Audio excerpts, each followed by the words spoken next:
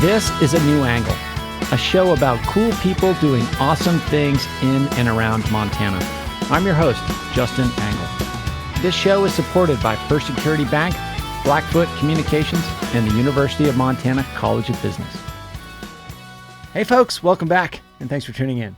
Today is our February edition of Incentives and Instincts, a recurring series in which I speak with economist and friend Bryce Ward about some of the broader challenges facing our society. Bryce, thanks for joining me. Happy to be here. So today we're going to talk about trust, where it comes from, why it's important, why it's declining, and how we might rebuild it. So first off, what is trust? I've been really enjoying Rachel Botsman's thinking about trust lately. Her definition of trust is a belief. It's a confident relationship with the unknown. I think we so often think about trust as some sort of an expectation of certainty, but I like Rachel's definition because it sort of turns that on end. Trust is sort of about accepting the unknown. Yeah, the reality is that if you go through the literature on trust, there's a million different definitions of it. There are more definitions of trust than there are love, yes. Incidentally. And there's reason for that, right? Which is trust is an impressionistic painting. When you step back, it's like, yeah, that looks like trust. You know, I trust fall. Okay, I get that. But as you get closer and closer to them, it kind of is like, well, wait a second. Is that trust? Or is it altruism? Or is it reputation? Or is it competence? Or there's all these other things that kind of meld into it. Yeah. So trust itself is not really, it may not be a thing, right? It may be an amalgam of things that lead to certain outcomes like confidence with the unknown. So sort of an emergent principle in a way? Yeah, I feel like it is, right? They recognize that. And so we say it's a trust game, but then you start looking at it closely. And that's when you start seeing like, well, is it just altruism? So as an economist, is there a preferred definition or operationalization of trust? Is it often just like how you behave with money in relationships? Sometimes it's just questions. Do you Yeah. trust this or Sure. do you trust that? So there's all these things where we can look and say, there's risk here, and you're just going, okay, it works. Yeah, and that's why I like Rachel's definition of a relationship with the unknown. Right, so I'm going to do the work. I don't really know that I'm going to get paid. I sort of assume, I trust that I will. I think that's one misnomer about trust or misconception is that we often don't think of it as context dependent, but trust is tremendously context dependent. I'll trust you in a certain domain implicitly and maybe have doubts in another. That's right. Yeah.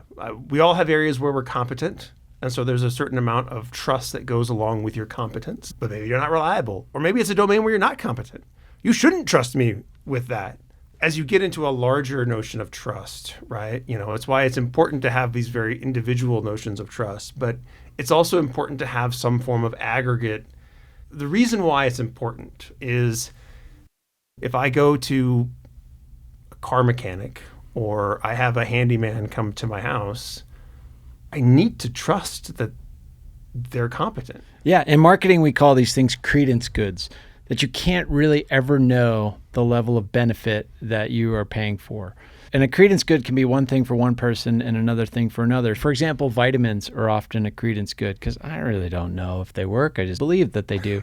But a mechanic could also be. Like if I know a lot about cars, it's not a credence good because I know exactly what the mechanic is going to do when he says the car needs a new left phalange. Yeah. If you're me and you know nothing about cars, when the mechanic says the new left phalange will cost $1,000, sure, I trust you. But that's like a matter of faith and in my case, potential for a lot of manipulation there. We use trust in all of these different domains, right? We use it as a very specific thing. I trust you in this context to do this specific thing.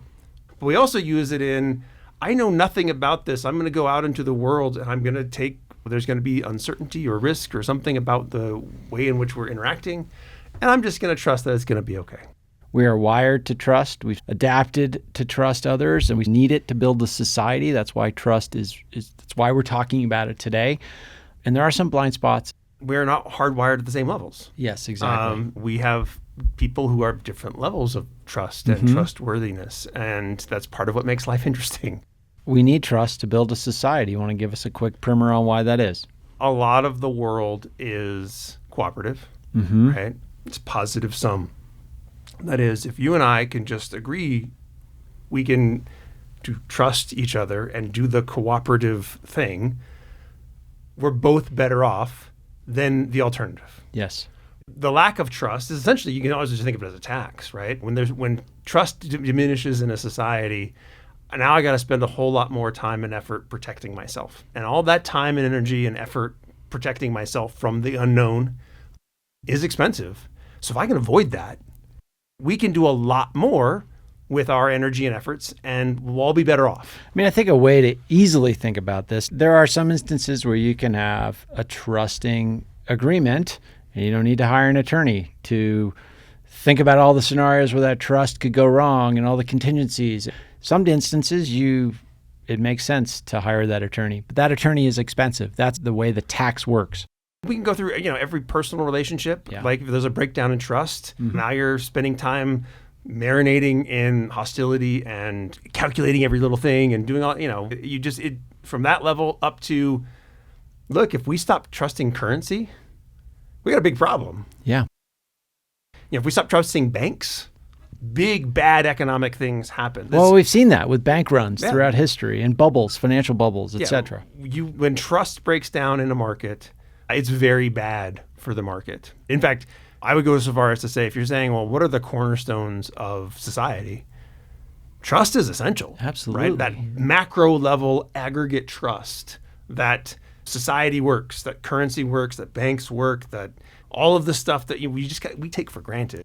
So let's transition to this current moment that we're in. We've talked a lot on this show about the decline in trust in institutions, for better and worse. One of the drivers of this is arguably this information revolution that we're living through. I mean, the advent of the internet, social media, it's enabled a style of communication that is unprecedented. This particular style of communication, there's analogs for it in history, but let's talk through some of that history a little bit. Like why do changes in how information flows through a society associated with fluctuations in trust? There's a fun website you can go to called The Evolution of Trust. Oh. It's a little animated, interactive kind of website which allows you to work through how trust becomes an equilibrium in a large group. And at the end, you basically say, well, where does trust come from, right? Well, trust comes from repeated games. Right? So there's a positive sum solution. So a cooperative outcome is possible. And there's low miscommunication, right? All these games are just tit for tat, right? Yep. So if you cooperate, I cooperate. And if we keep cooperating, we'll all be cooperators and it'll be good. But if you have people who are the black hats in the game, they just like to cheat and then I can't punish them or we don't punish them, the whole thing breaks down. So, going back to those three things, is the game repeated? Is there positive sum? Is there miscommunication? So the question is what does the internet do to those three things? Does it change my perspective that I'm in a repeated game? No, but maybe a little bit. I think to some degree, the availability of anonymity and the fact that we're being served information through an algorithm disrupts that the nature of how a game repeats. Yes, exactly. And it moves much more from a repeated game with an in-person human to a game with an avatar or a brand or a faceless, nameless, anonymous thing, right? So there is some change there. The thing that I haven't really figured out is whether we are in a world where there are fewer positive sum outcomes, or if the internet just makes us think we're in a world of fewer positive sum outcomes. Let's assume, for the sake of argument, that the two are one and the same, that the perception is the reality. And whatever the case may be, the perception is what's driving behavior at the moment. When you teach this in a class, one of the things that kind of true masters of conflict resolution try and figure out is, and it's not always true, but there's almost always a way to reframe a situation so that it's positive sum.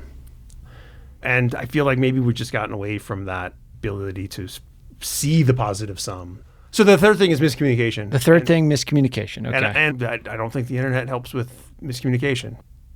I think it encourages, again, the mediator types. They talk about intent versus impact, right? What they say is, I can talk about the impact that your actions had on me, but I am not allowed to know your intent. But the internet is at 100%. Go straight to intent. It's like, this happened, their intent was this. And I can go on a different thread and there's a whole nother view of what the intent is. And it's all just intention. And you're a bad person because I can infer your intention based on your actions. So I want to press on miscommunication there for a moment. You're thinking of this in a different way than we often hear disinformation, misinformation. Those are different things in this context. So you just end up in this complicated world of how do I disentangle misunderstanding. the misunderstanding? And that's essential to trust, right? Is when something went wrong, how do I communicate and restore and do all those? That's what you hear about in like relationships, right? Like, how do we restore trust, right? Sometimes breakdowns in trust are just breakdowns in communication. And so a lot of times it's really just, here's the context. This is what happened, right? You saw the thing that you didn't like and you started, went up the ladder in inference and how came to all sorts of conclusions about not just why I did what I did, but who I am as a person and what character flaw it revealed. All the stories we tell ourselves. The stories we tell ourselves. When in fact, it was really just this other thing that happened. But you have to have communication. So you have to be able to avoid miscommunication. And in theory, the internet it produces lots of communication. It should allow us to get the right information out there. And it does to some degree. But a lot of times it doesn't. You'll see something pop up and you're like, okay. And then people just run with it. Right. There's a couple of things here to press on, I think. Structurally, the internet is different. So many of our communications innovations have allowed a single person or entity to communicate with more people. And the internet empowers growth on both sides. We've got everybody able to communicate with everybody and all the interactions. And it's just like, that's democratizing in a way, but it increases this potential for miscommunication in so many ways. In very specific ways. So first, it's not three-dimensional. So three-dimensional communication has much lower rates of misunderstanding than text-based communication. Okay, explain that. Oh, yeah. We now have emojis. Three-dimensional meaning in person. In person. I can see your face. I get when you're joking, and I get when you're serious, and I can infer things from your body language and your tone that you simply cannot do on Twitter or Facebook or any other that's text-based platform. Now, yes, you can go on Instagram or TikTok and you can see a video version, which gets you to something that's maybe a little bit more real. It's not a dialogue. Right. I'm just hearing you. I can't say, pause there. Can you clarify that? It's just, I just listened to this person go off on whatever they went off on, and now I'm going to infer things about their intent and their character based on what they're saying. Right. And again, so it's just not, communication is hard, right? There's a reason why we're all sitting at home by ourselves trying to avoid it, right? It's work, right? It's work to have the skills to navigate difficult conversations and how to navigate cooperation and trust and collaboration and compromise and all those kinds of things. We get almost no training in it. But if you can get through it, you can get to very nice, trusting, cooperative, collaborative, compromising outcomes. We'll be back to my conversation with Bryce Ward after this short break. A New Angle is proudly presented by First Security Bank, Blackfoot Communications, and the University of Montana College of Business. This show does not happen without these pillars of our community, and I'm so grateful for their support and encouragement. And speaking of support, have you checked out our new website yet? anewanglepodcast.com. There you can support our show directly with a variety of subscription options. Subscribers get access to bonus episodes, additional segments, writings, and other benefits. So check it out at anewanglepodcast.com. Hi, this is Anya Jabor, Regents Professor of History at the University of Montana, and you are listening to A New Angle. Welcome back to A New Angle.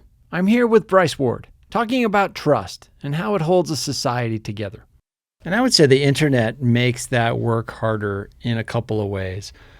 One is that we are so often being served information algorithmically.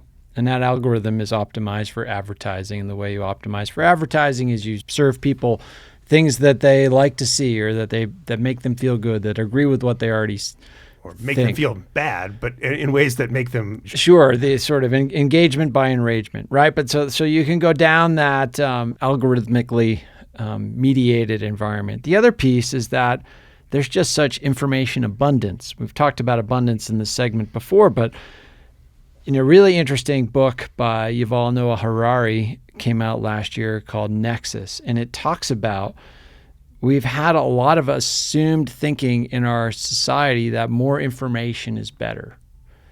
And he argues that it is not better. We do not need more information. We need better information. Yes, absolutely. And I think those two factors, the abundance of information that the internet brings, plus the algorithm, make the work of avoiding miscommunication much harder. Absolutely. Absolutely. You're absolutely right. And it's, that abundance of information and the amount of work it takes to get to good information, and the fact that as humans, we are not designed to do that work. Yes. That's where I think a lot of the breakdown in trust, aggregate trust that we see is coming from, is that people are not capable. We have not yet evolved to handle this. We have not built systems that improve the human. So we're stuck with the humans that we have in an environment that is not good for the human, and it's not good for the collection because of what it does to trust. I'm trying to remember the framework here, but it goes something like this. We have prehistoric instincts, medieval institutions, and futuristic technology. If you extract that to the levels of speed of evolution, pretty slow. Speed of institutional change, not quite as slow, but pretty slow. And there's some good associated with that slowness. But the speed of technological innovation, it's just out of control in many ways. And I shouldn't say out of control is necessarily a bad thing. Like, we want technology to advance in certain dimensions, but we don't have a mechanism for having a conversation about, like, how fast do we want this thing to go? Or how slowly do we want this other thing to go? Or how should we think about the implications of how fast AI gets smarter, for example? Yeah, and how do we design it so that it's moving along with us? Yeah. As opposed to us trying to... We've seen this movie for hundreds of years, right? Technological shocks, they end up being good in the long run. Yes. But more often than not, they are very bad in the short run. And the short run might be hundreds of years.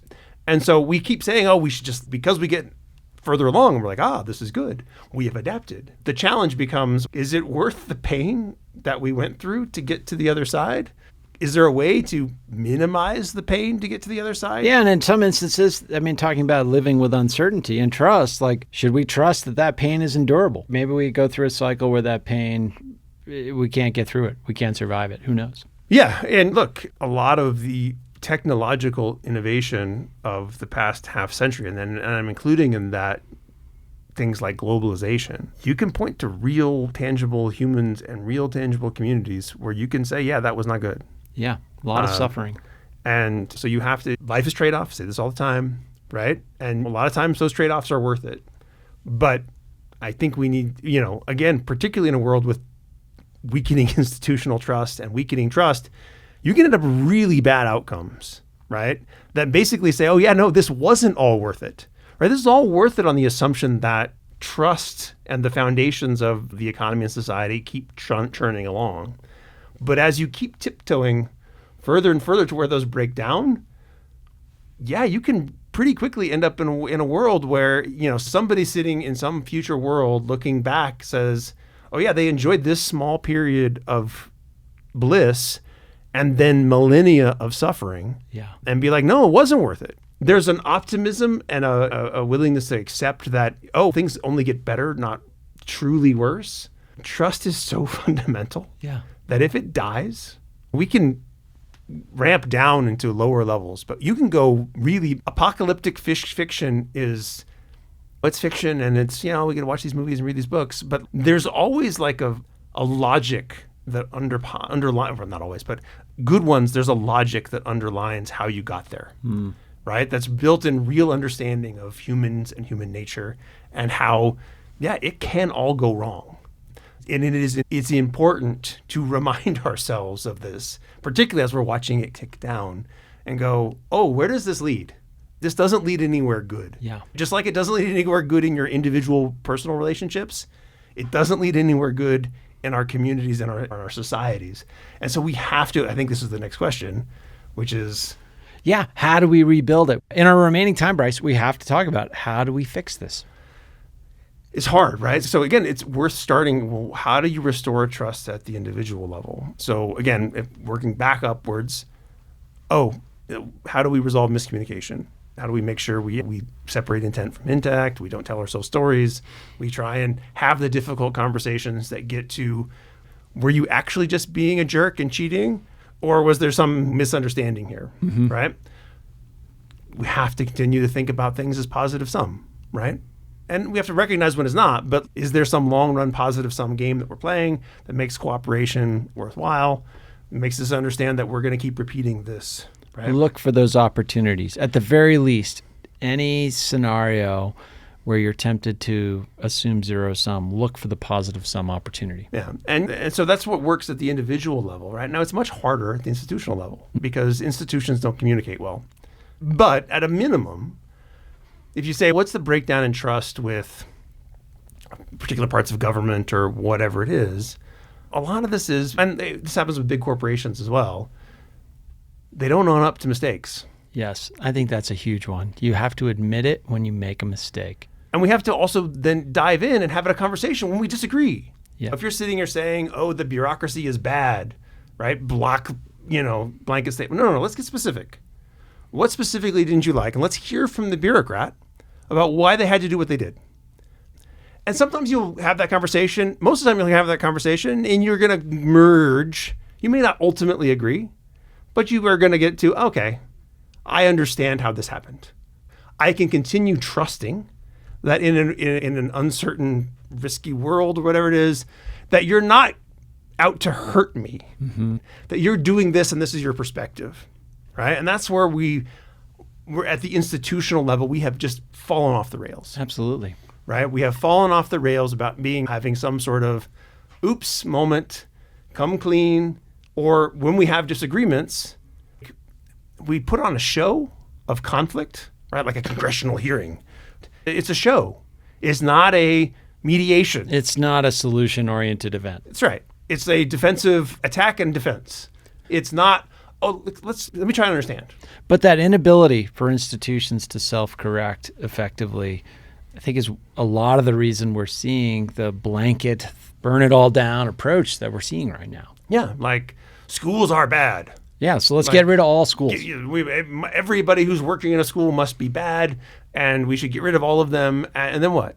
And I would argue if schools were able to say, hey, we do some good, we do some bad, and let's maximize the good and minimize the bad in a good faith way, and we might be in a position where we have more trust in schools. Yeah, and maybe that there's stages to it, right? Like in the short run, we actually have to do the hard work to get back to what we want.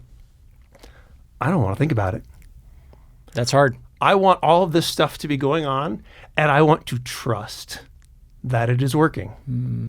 I don't want to have to be involved. I mean, that's part of what the internet does because it keeps throwing it at me. Yeah. But in an ideal world, I have kids in school, so I'd probably be more involved in school because it's tangible. Yeah, and that's reasonable. But like most of the things that are happening in society, I want to trust that they are being done by people who have good intention and good character. And I may not always agree with what they end up choosing because they're humans and they have different preferences and there's different forces, all sorts of other things.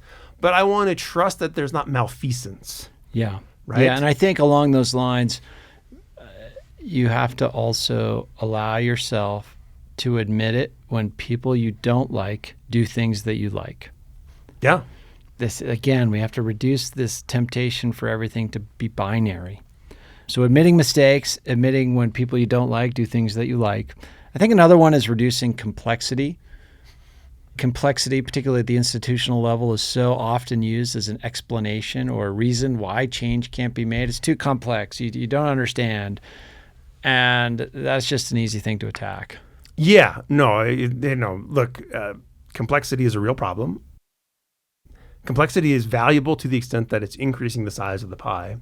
But at some point, complexity starts to impose a complexity tax, which maybe actually starts reducing the size of the pie. And there's many people who argue that we've tipped over that line at some point in the last 30, 40 years. But yeah, so complexity as an example, it's just hard. No. Why is it hard? And that's why, again, it's so hard to do trust at scale. Right. You have to trust me because it's so complex. I don't really like that position. If you can't explain to me why you should trust me, then that's a hard way to win trust. But the reality is, you also have to we have to designate people to then go and do the hard work of understanding the complexity. Yeah. Right? Because it can't be then the institution's job to explain the complexity to every person all of the time. It doesn't work. That's why I do this podcast. It's how I approach the classroom. It's a big driver of my approach to my work. The world is complex. It's getting more complex every day, but we have to be able to figure out what that complexity means to us, how we make sense of it in a way that's pragmatic to our daily lives. Yeah, and like I said, at some point I wanted to actually go through the complexity of every single agency in the government. I still do. But nobody has that kind of capacity. The reality is and again, I'll come back to it, right? This is where we keep needing to randomly select people to then be the representatives who go and say, okay, right. Look, because right now we do it through adversarial interest groups. So you never get the truth. I get the slanted truth of this is what they told me, and this is why they're covering up and not giving me what I want. Right. This is why we can't trust them. We can't trust them because they're, and then the other side's, went and talked to the exact same people. It's the same dance. And had the same, they're just saying the opposite. So yeah, of course we don't trust. We talked about this in a recent episode, right? Every incentive is to break down and not trust. We do need systemic change where we can introduce representative agents into that discussion who can then say, oh, okay. And they can then report back to the rest of us. Yeah, this is fine. And we can be like, great. I don't need to be outraged anymore because this person told me to be outraged, right? We had a jury, so to speak, come and listen to the issue. And they basically said, yeah, this all makes sense. Right. That used to be the job of our representatives because they do. They go and hear all the stuff. Yeah. Yeah. And they go, yeah, I came in thinking this, and then I sat through a bunch of committees, and I learned a lot about it. And it turns out that this thing that I thought was a total waste and a fraud, it makes a lot of sense. And I ended up supporting it. But that message no longer resonates within the larger group. Yeah. We don't hear that. We don't hear that.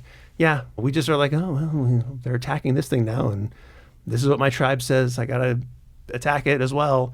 Instead of being like, no, this actually makes sense. We're not getting enough of that. The complexity is fine, right? You can trust that this will keep hammering it and making sure and all that kind of stuff. You should probably trust that it's okay. I think that's a good place to land it, Bryce. We opened more doors than we closed, as we often do in this series, but call out for listener questions. We're going to continue with this listener question segment. For any listeners out there who have a question, comment, or whatever, check us out at anewanglepodcast.com. Let us know what you think. As always, Bryce, thank you.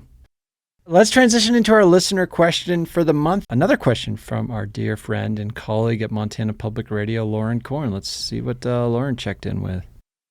Hey, Justin. Hey, Bryce. This is Lauren. I have a question for you that includes climate and business. That seems to marry interests of yours. I'm curious about how our changing economy has changed the way that the climate crisis is being perceived, talked about, strategized around. How are corporations changing their outlooks? How are investors shifting their outlooks? How is the future of quote-unquote climate solutions being talked about or addressed behind closed doors by big business? How is the future being talked about in these spaces, if at all? Well, Lauren, thanks for the question. So, where is business with climate change, I think, is the question. I don't sit behind many closed doors that talk about these things, but I got a few hypotheses as to what is going on in industry. Bryce, you want to go or you want me to go first? I'll let you go. Sure. So one thing that I think is an area where climate change is top of mind is energy. And what's driving that is the just rapid investment in artificial intelligence. Artificial intelligence is so energy intensive. Listeners might not know this, but a search on AI can be up to 30 times more energy consumptive than a conventional search. That's all the time we have for this episode. If you'd like to hear more of this conversation and receive other exclusive content, please consider a paid subscription. Thanks for listening to A New Angle. If you like what we do and want to support us directly, please consider a subscription at anewanglepodcast.com. A New Angle is recorded at Studio 49, a generous gift from UM alums Michelle and Lauren Hansen. Our presenting sponsors are First Security Bank, Blackfoot Communications, and the University of Montana College of Business. Kelly Larson is our producer. Maddie Jordan is our production assistant. VTO, Jeff Ament, and John Wicks made our music. And Jeff Meese is our master of all things sound. Thanks a lot, and see you next time.